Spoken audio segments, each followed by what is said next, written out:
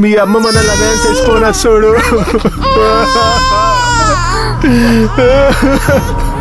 అమ్మగారు, మా గూడెపు జనాల్లో ఎవరైనా చనిపోయినా కూడా వారు శివైక్యం అవుతారనేది మా నమ్మకం అమ్మా. శివైక్యం అంటే ఆ శివునిలో ఐక్యం కావటమో అని అర్థం. శివార్పణం చేయాలి. వాళ్ళు ఏం చేస్తున్నారు అక్కడ? అమ్మగారు, ఆ మెడలో రుద్రాచమాలు తీసి సాక్షాత్తు భగవంతుడి స్వరూపమైన సూర్యదేవుడికి చూపిస్తూ పవిత్రమైన గంగానదికి సమర్పిస్తే శివైక్యం అయిపోయినట్టే. దొరా వత్తనా దొరా. కాలకంఠం, కాలమూర్తిం, కాలాగ్నిం, కాలనాశనం, స్వర్గ ప్రవర్గదాతం, సృష్టి స్థిత్యంతర కారణం, అరణ్య సింధూరం, వజ్రాధిపతి శివలింగం. భజే భజే భజే.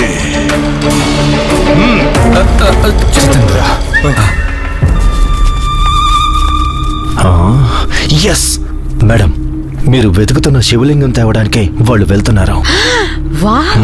శివలింగం తలతల మెరుస్తూ ఉంటుంది. దాని నుండి వెలువడే కిరణాలు చనిపోయిన వారి దేహానికి తగిలితే వారి ఆత్మ శివుడి పాదాలకు చేరుతుందనేది వారి నమ్మకం.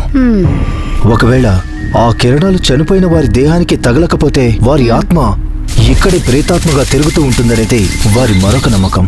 ఎక్కడ చెప్పు, ఆ శివలింగం ఎక్కడ? ఎక్కడుంది ఇప్పుడు? మేడం, నేను మీకు అప్పుడే చెప్పాను, ఆ శివలింగం ఎక్కడుంటుందో ఒక్కసారి గుర్తు చేసుకోండి. ఆ స్థలాన్ని ఒక బలిష్టమైన ఏనుగు నిత్యం కాపలా కాస్తూ ఉంటుంది. ఆ ఏనుగు మావటి మరియు పాలకుల్ని తప్ప ఇంకెవర్ని ఆ స్థలానికి రానివ్వదు మేడం. ఈ నిగూఢమైన స్థలాన్ని ఏనుగుని దాటి ఇంకా ముందుకు వెళితే ఒక గుహ కనిపిస్తుంది. గుహ లోపలికి వెళ్ళడం అంత సులభమైన పని కాదు.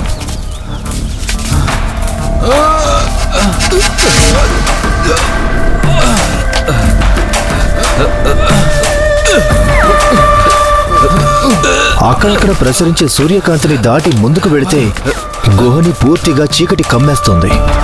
మేడం, ఆ గుహలో ఎవరైనా ఎక్కువసేపు లోపల ఉండిపోతే ఊపిరి అడక చస్తారు. ఎందుకో తెలుసా? అక్కడ ఆక్సిజన్ లభించదు. అంత చీకటిగా ఉండే గుహ లోపల ఒక మూల ప్రకాశవంతమైన వెలుతురు వస్తూ ఉంటుంది. కళ్ళు మిరుమిట్లు గొలుపుతాయి మేడం. అది మీకు కావలసిన శివలింగం నుండి వచ్చే వెలుతురు.